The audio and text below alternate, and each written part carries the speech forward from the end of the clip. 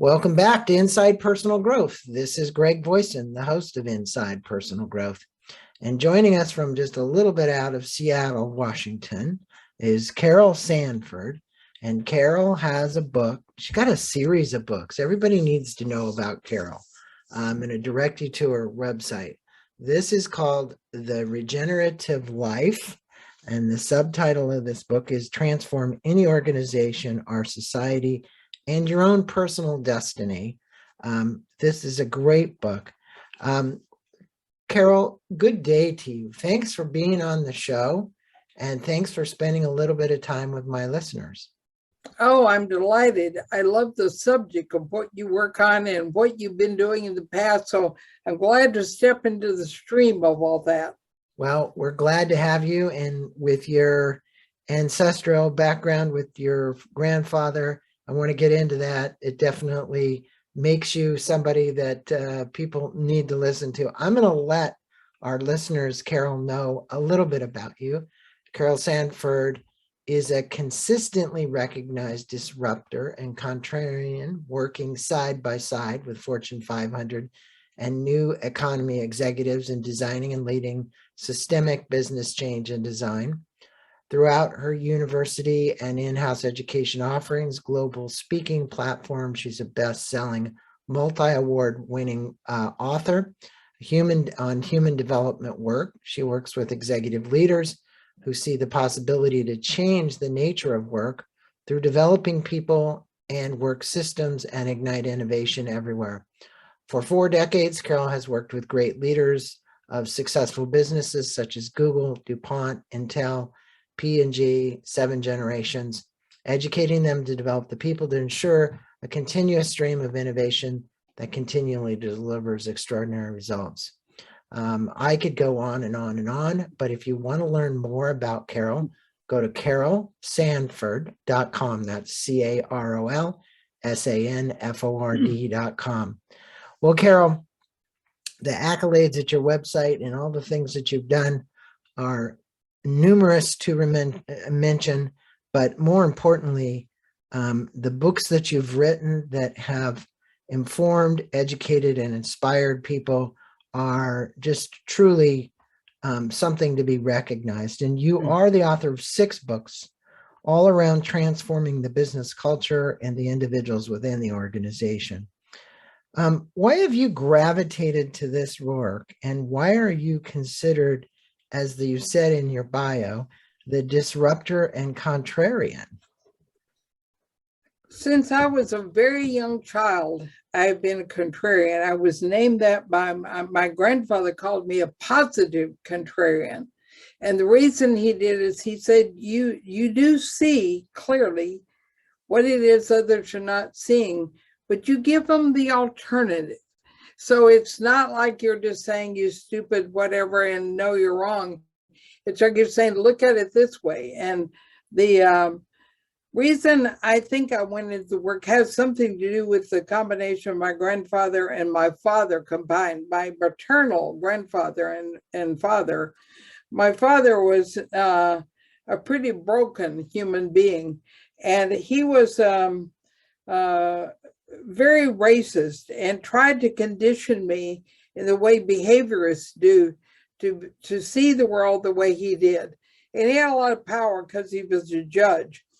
My grandfather lived in the same town and hardly knew my grandfather, even when the short period of time my parents were married. But my grandfather was always asking me to forgive my father, to always talk with me about how he was doing only what he could see.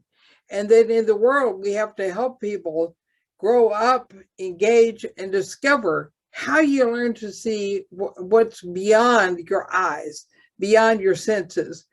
And I think from a very young age, I wanted to help my father. That sounds strange because he was very mean. But with a grandfather who was constantly giving me a different worldview, and he, just so your listeners know, he was part Mohawk. He had grown up partly on a reservation in eastern Oklahoma, but about the time he was 10, he was gone. But I was with him a lot when I was young, before my mother finally, I think, saved my life, certainly our sanity, we left. So from a young age, and then one of the pieces I'll add to that, then the question becomes, what would make a difference? All right, you want to help people wake up. How do you do that? And I tried a variety of things. I tried being a college professor. I tried and was a lecturer or assistant professor. I did a lot of work with business and got a master's degree and an urban planning degree. And then I suddenly realized one day, I remember waking up thinking, who has the power? Where is the power? And I decided that the thing that was creating the most destruction right now was business. And if you're going to do that, you have to go where the destruction is. You have to go where the poor thinking is. And so that's how I got in the world that I'm in. Well, I think that's it's kind of a natural path when you look at it. I would say today, one of our paths out of this divisiveness that we see in the world and this ability to actually change is through business. Yeah. And I think what's important there is at one point we saw these corporations as destructive. Now we've seen a transformation in many of these corporations to really making the assistance to shift this world, whether it's environmentally, whether it's socially, whatever it might be. There's a lot of things good that's happening. And, the co-founder of Seventh Generation, who the founder of Seventh Generation was on my podcast. He wrote a book. Yep.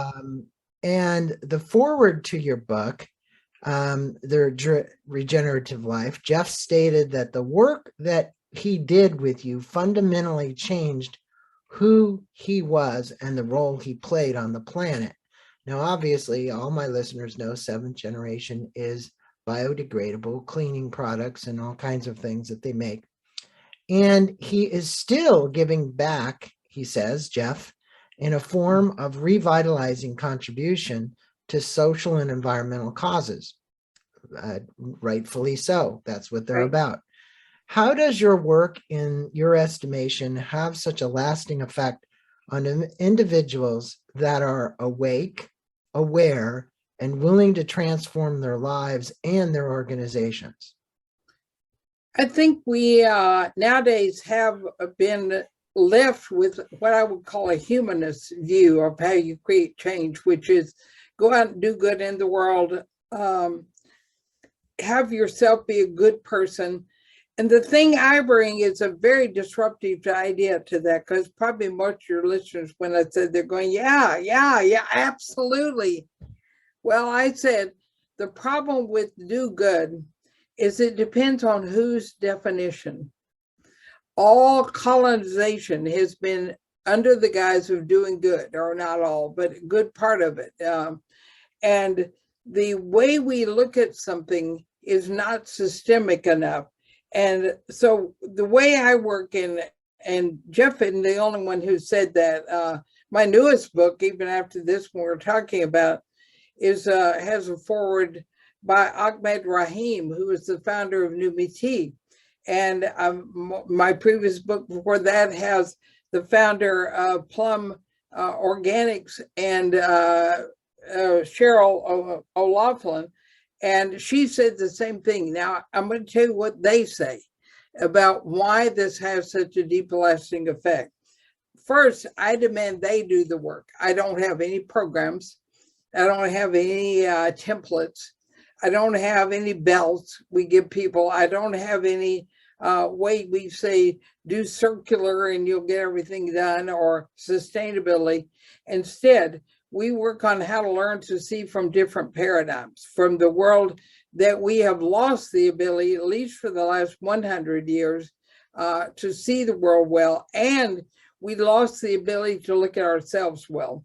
We instituted 360 and plain or ordinary feedback, and it disenabled our ability over time with so much from outside to see ourselves.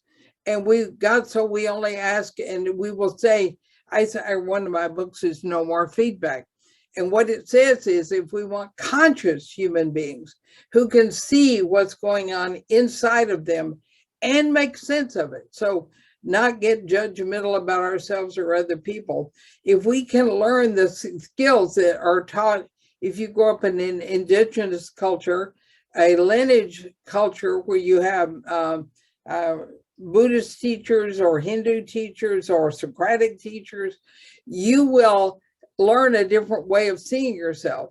And now quantum physics, the cosmology, has taught us that we can't actually affect the things we think we can anyway. What we have to do is work on seeing differently. So what I work on is an inner and an outer idea. And that was kind of propagated by your grandfather. Yeah. I mean, we're going to get to a question on that, but and I appreciate the perspective, because it's really the paradigm shift that needs to happen. I've had this discussion just recently with Stephen Kotler on his book, The Devil's Dictionary, and in a podcast that just released. And, he said the only thing that's really going to change the world is the individual's consciousness to have more empathy and compassion. And it's his belief that those are the things that'll actually change the world. Now, you state that you believe that most of us grow up with a limited understanding of what it takes for us to create real change in the world. Yeah. You state that we need a better theory of change, one that goes beyond the heroic and the do-good models that you just mentioned, right? What's the new theory that releases inherent potential in every human being, in your estimation? Look, if it's not do-gooder and it's not heroic, and you go back to I'm thinking of Joseph Campbell's. Yeah. Every story has this cycle with a do-gooder and somebody heroic, and the story goes on, and that's the way most things happen. What is it that is this new theory to reach this potential? Well, let me say why the heroic doesn't make sense to me. It means we're all striving to be something that we think nobody can. It's a competitive kind of model, for one thing, rather than every one of us can in everyday life, without being a hero, make a huge difference. And that's a lot of why I wrote this book, that there are some roles that you can play that are critical. But the theory that it's based on is, well, I think I'd like to today describe it in terms of how Einstein helped us see the difference between Newtonian classical physics and quantum physics. And the basic idea is Einstein said, we think of the world in terms of playing pool, where you have a pool table with pockets, and we've named and picked the pockets, and we figure out who's on the table. Now we're in charge of the cue stick, and we hit that ball toward the pocket we want, as though we know exactly how to make it happen. That's the current theory of change. I can know what's good for you. I can place you in a spot. I can hit the right kind of action, momentum, whatever, and into the pocket you go. Einstein said, nope, that's actually not, that's a false cosmology. The world doesn't work that way. And he told his students at Princeton this story and said, everything we're learning is that it's more like a matrix, like a womb that you were born in. No one could predict and determine that you would be in a certain way, do certain things, have your life go in a certain direction, although the behaviorists thought they could do that by conditioning people. What's really true is you build a healthy womb. You build your own self being steady and present and able to support the ecosystem and the capability that's needed in order to have that entity choose what it's needed. So the way I describe that different theory of change now is it's the difference between external and internal, direct and indirect. So the pool table is all the direct, right? But the matrix, how you make a womb healthy, or a culture in the case of a corporation, or a mindset in the case of a person, is all indirect. You build capability. My newest book talks more about this capability. And one of the things that is core to it is you go beyond kindness, you go beyond compassion to caring, which is very different than your previous person's idea. And let me say, my grandfather taught me this. He said, everyone should be kind. Everyone should be kind. A condition of having a body. You should have empathy. You should have compassion. But what you have to learn is caring, which means you give the matrix, you give the person the ableness to find their own way. And you are with them as they move and discover and let go of that we're doing something that will help them directly and producing what's direct. And so it's a big shift to go to caring, where all my energy says, what does that person need and capability? Because I can see they're on a path.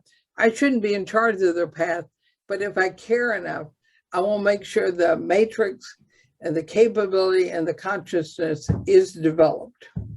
Well, your next book is called Indirect Work, and we're going to have you on to do a podcast about that. And I'm looking forward to that, actually. When does the book release? It released March 22nd. It has been a #1 Amazon bestseller for 1 month. So it's already out. So and it's already selling like hotcakes. So I have a quick question. It's kind of off of it's not off the subject. It's on the subject. Okay. Stephen M.R. Covey was just on, wrote a book called Trust and Inspire, and beautiful interview we had. And we got into the discussion of the vernacular of the term work. Yeah. You know, work has been used for as long as we can remember, but we've had a transformation now. And this command and control environments that you've been in to move to a trust and inspired environment, which is the shift that is attempting to be made to transform the cultures of corporations. I said, work is really not the word that it should be used to define that. What's your feeling about that? Well, first, I don't work and I don't believe in building trust and inspire. You're seeing my contrarian, right? What I believe is really important is the sophists in ancient Greece were inspirers. They stood on the soapboxes. They inspired people to be something, but they went away and couldn't do it and came back discouraged. What I believe you build is capability and give more what the Dalai Lama called instruction. That I tell people on LinkedIn when they write, say, you're so inspiring. And I said, that means I'm supposed to do it, not you, right? They said, no. And I said, well, that's what inspire means. So, and trust is in me. I don't believe like this whole idea of psychological safety is a pile of, I won't say what my grandfather would have said, but what it means is you keep people from growing. You build something that doesn't give them the capacity to grow themselves. And I do believe that, and I've forgotten, I'm sitting here, I kept thinking, if I keep talking, I'll remember the Armenian root of the word work. We're taking the Greek one, which then was translated in 400 years ago to mean energy. But the original work, shoot, I wish I could remember it. But I know what it was about. It was more about engaging. It was converting. Look, all of us only have so much energy in a day. So right. How we expend that energy, right. Whatever we want to call it, right, is what it is. You know, your book, you speak about levels of paradigm. We just talked about it, paradigm shift, and that's what you're about. And that they provide context for our lives and our work. Yeah. Totally agreed. Because it's really how we look at anything that really determines whether or not we can have a shift in our perspective and the way in which we approach it. Can you speak with the listeners about your foundational paradigm of value return and the levels in between until we attain what you refer to as the title of this book, Regenerative Life? Right. Because you've got 4 levels, right? 5, but it starts with the value and then it goes all the way to regenerative life. All right, this is a fairly long thing, but I'm going to do a very shorthand version. That's the great one because we got so much time for the podcast. I know. Sorry about that. I got the opportunity when I was at UC Berkeley to sit in the lecture hall of a visiting scholar named Thomas Kuhn, who wrote The Structure of the Scientific Revolution. And it became much the clarity of direction for my life. I was 20 years old. And he talked about this crazy idea that we shift paradigms. And we went to the Rathskeller at the end of the evening. And I said, well, how do paradigms change? Where do they come from? And he said, all right, I give you the idea, that's your job. And he wasn't talking just to me, he was talking to 20 students. I then set out to figure out what that meant. And I discovered, and these are ways of thinking, not ways of doing. And we're all in all of them all the time. And sometimes we have a good version, sometimes not so good. The base version is very functional. I do something in exchange for something else. And if I'm a decent human being, I want it to come out fair and equal. If not, I want more than I put in. There were a group of people could see that was driving a lot of how our country and our planet worked, or us with the planet, said, wait, we've got to shift how we see it. We've got to shift to what I now call a rest disorder. Slow down the mess we make, do less harm. And that's where sustainability and circular economy came from. It's the idea we have to do less of the bad stuff, less of the just doing an exchange. When I met Jeffrey Hollander, I introduced him these four, and the next one I introduced you in the top are a lot of what shifted his way of seeing. The third level people went to was saying, wait, and I started saying this 20 years ago, and I hear everybody saying it now, thank goodness, is less harm isn't enough. We can't just do less bad and the rest of the disorder. We have to do good. And that's the third level paradigm. And of course, Jeffrey was so excited, he said, really true. And he quit talking so much about arresting disorder and started talking about doing good. And I said to him what we said earlier, wait, whose definition of good? For the most part, do good is by people who think they know what's good for other people. That was the source of philanthropy 100 years ago. We know what you heathens should do, or you folks in Africa who are burning down the planet. I mean, all out of kind of good intentions. So Jeffrey is sitting there, he says, all right, if that's not right, what is? And I said, what regeneration means, and I learned the idea from my grandfather, was we quit deciding what other things need, and we give them the capacity, the capability, and particularly to express their own essence, their own way in the world, their own direction. And that's what regenerate life means. I can regenerate myself, and I can help build your capability to do that for you. Now, we fall back and forth within those, but our intention is to work on ourselves so we can always say, what is that entity seeking for itself, and how can I bring capability to that? Well, you're empowering people to have that. You're empowering people to find it. You're empowering people to seek it out and then to utilize it for good. And that, I think that regenerative life, the word regenerative means exactly that. It's consistent, just going to keep going. It's, people have talked about Tesla and the regenerative machines that, he worked on, and the patents that got thrown away, that energy is abundant everywhere, and we could have been using it. So, Carol, you were influenced, as you mentioned earlier, heavily by your grandfather, who was half Mohawk from mother's side and a quarter Mohawk on your father's side. These indigenous ways of seeing and understanding the world from the inside before outside is what he said. Yeah. And how you live your life. Can you explain how we integrate the inner and the outer work together? I can, but I have to disagree with one thing you said first. Forgive me. I'm a contrarian. Okay. I don't empower people. I enable. It's capability you build, not giving something. But anyway, all right. How you do that? The way my grandfather taught me is we were always in the field He was an educator for the Farm Bureau, and after the Dust Bowl, in fact, I think through the Dust Bowl, he had his own farms. He raised pigs. He went to market. The way we worked was always in life, creating something. Something needed to be delivered for others.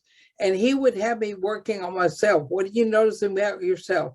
What are you thinking? He taught me ideas like, are you thinking only about yourself, or are you thinking about their life? So it was done simultaneously, but the core work always had to start with me being able to see my own inner working, and how he had these things he called energy drains, that they take away your energy, like identifying with something and getting attached to it. It's very Buddhist in language, some of it. So what he was doing is saying the way you bring together the inner and the outer is you do it in the world. You don't go off somewhere. And, he said, when we were, and mostly this was young boys, he was telling stories about coming of age. We always have them trying to accomplish something, serve something, learn something. And then we have them watch themselves while they do that. Because if we try and teach them intellectually what the inside is, there's nothing to apply it to. And if you aren't applying it in the moment, having to watch yourself while you do it, you can't get there. I call that working on value-adding processes. So I don't do any training. I'm not a consultant. What we do is we select something out of the strategic planning we do, a whole different way of doing that. And then the company and natural work team set off to make that happen. And I meet with them every couple of weeks and introduce a way to watch themselves and watch what they're doing out there in the world. So you keep those two connected. You don't separate it. You don't have training and then doing. You have doing strategically imbued with your work on yourself. That's what I learned from my grandfather, do it in life. Well, it seems so natural, yet as you've said, people have tried to divide that, to have a training and then go do something.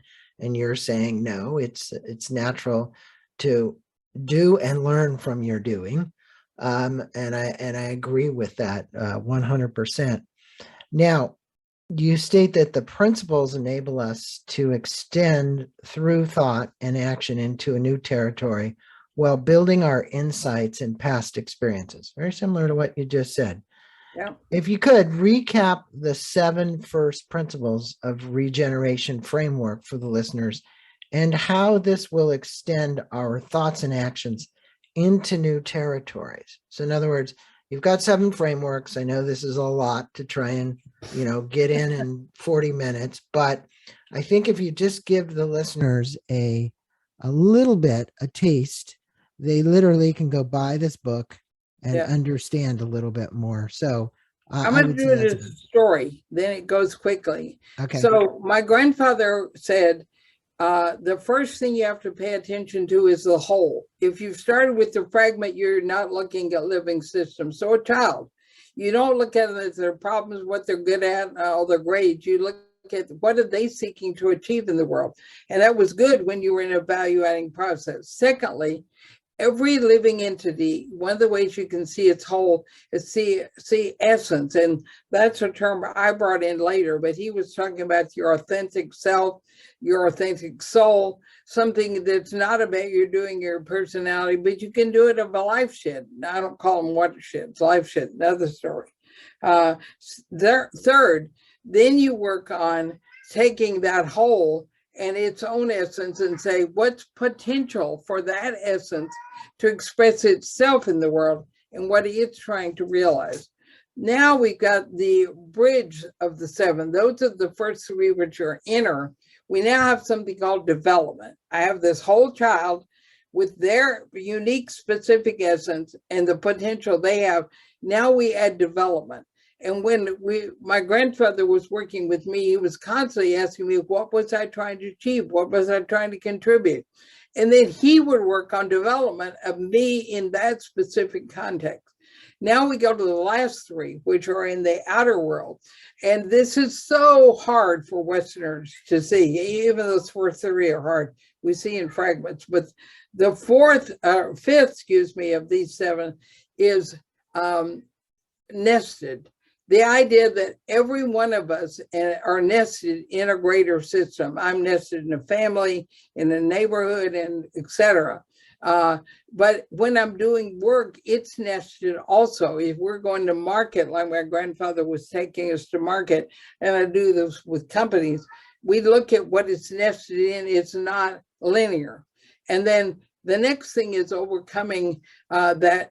After we've overcome kind of that flatland view, is to start thinking nodally. So my grandfather would always ask, when we were working on seeing me going to market and companies going to market, we would say, if we worked on one thing, core, that it would move everything else. And he didn't know about acupuncture, but I use that metaphor now. If you're going to put a needle somewhere that opens the system and everything moves, that's what nodal means. And I know you wanted me to talk about that anyway. So to add a phrase here, is nodal is always the ability to understand the working of the system. And if you're going to intervene, if you're going to join, if you're going to add capability, ask yourself first, it's not what's priority, because priority puts the mind in a different place than living that makes humans think about what they want to do. If we say what is nodal, we're now on 6 of those. And the last of the 7 is a field, being able to build a field. We all know this when we walk into a party. We can feel the field at work, whether somebody was upset, a fight just happened. Right. We can feel it in a company. So those are the 7, and they're related. And there is an opposite for every one of them, which people will love in the book, that helps you diagnose how we fall out of the 7. And we won't do those for now. Well, it is my next question, because there's a yin and a yang to everything. And that's right. The way I kind of set this up before I created these questions. You know, you informed the listeners about the principles, and there is always, like I say, a yin and a yang to everything. And that would be the 6 internal obstacles, because in every one of those, there's an obstacle to regenerative life. Real briefly, mention the 6 obstacles and how, more importantly, I think, if you want to tell it in a story or how you want to do it, how would you recommend moving beyond these obstacles? Because if you've given this, or do we live with the obstacles? We will have the obstacles with us our whole life. These are not actually the opposite of the principles, but they are the inner work we have to do to work with them. Okay. The first one is fabrication, where we make up things out of whole cloth. We all know this. We wake up someday and we're terrified of what's going on. And if we slow down long enough, we could realize we're manufacturing what's going on and reinterpreting. And those come often from the second one, which is identification. I get and these are found in Buddhism. They're found in Hinduism. Socrates had them. So I didn't create any of these. All right, so identification is when we're in a group and we're afraid we're going to be rejected, or we have a client, we're afraid we're going to get fired, or we're in a nation, we're afraid we don't like the way people are treating our country, and our nationalism rises. We will tend to fabricate a lot to hold our story together. The next one is fear. Because when either of those things don't make sense, fear can take over. And fear really means it's just something we don't know how to identify with. I have certain things happen and I have no idea what to do. That's really what fear is. The fourth one is waste, where instead of asking what's nodal, what should we be working on, we're doing something that no one thinks will make any difference, but we're busy. Sometimes movements do that in the country. Sometimes companies fill up everybody's work schedule. Sometimes people sit and gossip for hours. All of those are waste of energy. The next one is attachment, where we don't see the world as ever having changed. It's the way it was when I learned this thing. And I was, hear people say, well, we tried that, it didn't work. Or I had a guy say to me the other day about feedback when I was showing him all the damage feedback does and how it doesn't work the way they thought they did. He said, but I got one really good idea that I would never figure it out on my own if somebody hadn't told me. Well, first, that's not true. We don't even know what he was told is true. And we don't know how much further he could have gone if he'd been taught to watch for himself. And the final and sixth one is solipsism. It's self-referential. I view everything in terms of how it affects me. Now, you ask how you work on these. Well, I run communities where people learn to do that because it's very hard. You have a world and a matrix which is filled with invitations to fall into those. And there are a certain set of practices you can do. Meditation will help first thing in the morning, but you need meditation in life. And, like my grandfather said, can you watch yourself while you're talking to this person that you're trying to sell something to? So there is I think the whole purpose of your show and all the people you invite on is how you work on learning to manage. And one trick, let me give people one trick. If you can catch yourself doing any of these, just watch it. And this is meditation in action, right?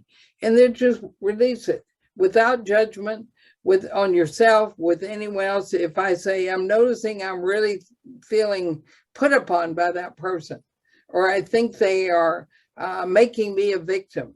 If I can catch me doing that, I can say, oh, okay, that's my victimizing self, and let it go. So what you're referring to. I'm sure there's lots of terms for this, but you're an observer of self. Yeah. We used to have a statement: if a video camera followed you around all day long and took video of you, and you watched back what you saw during the day, what did you like and what didn't you like? What would you change? How would you change it? No, I would never do that. That makes it stronger. When you do like and dislike, you immediately deepen an attachment, so there are 5 levels. Observing self is one. Then there is the ability to set aims so that we know what we're varying from. And then there's some more, which even language would be confusing. But I believe the way you do what you do with that self-observing is really important. And if you go do the what's right, wrong, I like, didn't like, you're in the old social. Okay.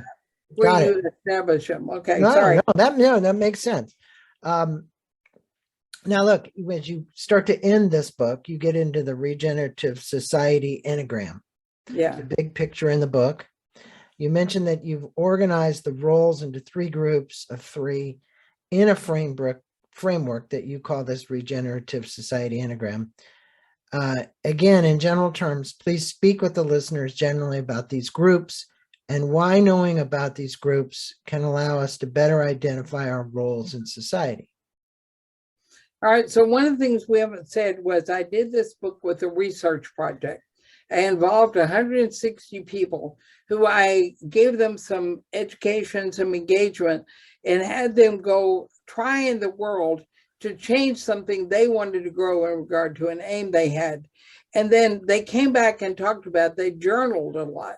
But what all of them said, and this may be the summary statement, there are 9 roles, which looks like if we can learn to play all of these in society, which were like parent, do them regeneratively, designer, educator, media content creator, and there were 9 of them.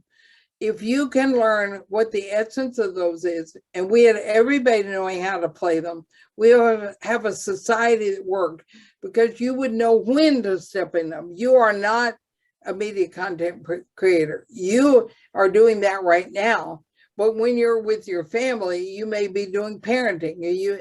And learning what is notable, what is needed at the moment was what the study was about, and having the skill to do that.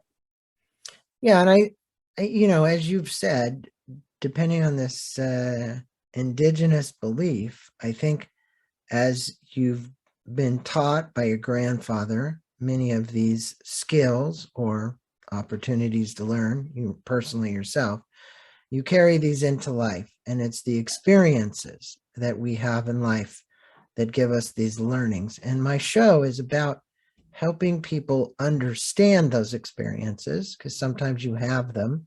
You don't know exactly how to read them or understand them.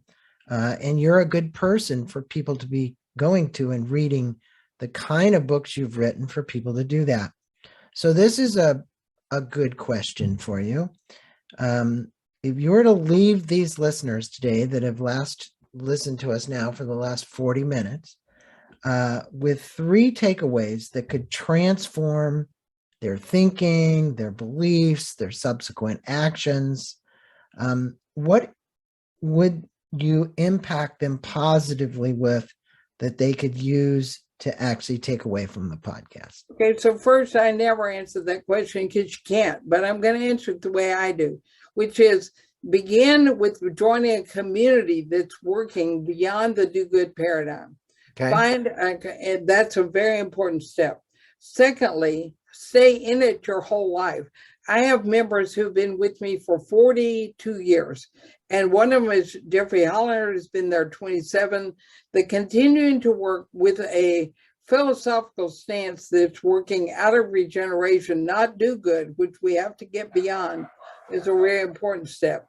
The third and last thing I would say is apply it in your life, because if you don't work on what you're learning with that community, it won't get you anywhere. And having we call it technology, a mental technology, which can guide you, and having resources who can support you, that's your only chance. No one can do it alone.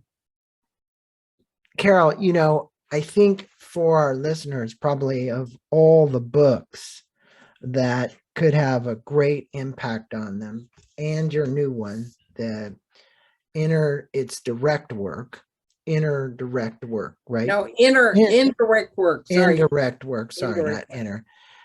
We want them to focus in on this one, the Regenerative Life. All of these books, I'm going to presume, are kind of standalone. Yeah, you can pick one up. Yep. Or are they in sequence? No, if you go to my website, there's a page on books. If you pick up, it'll tell you about all of them. You can pick where you want to start. There you go.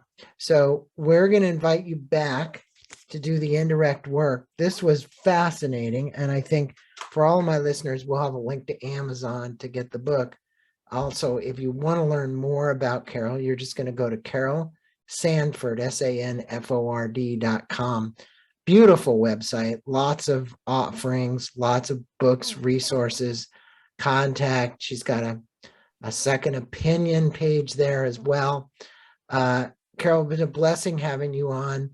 Namaste to you. Thank you for all just how you're spreading your message and how you're helping people and serving people. It really is of huge benefit. Thanks for that. You're welcome. And I always sign off with take risk.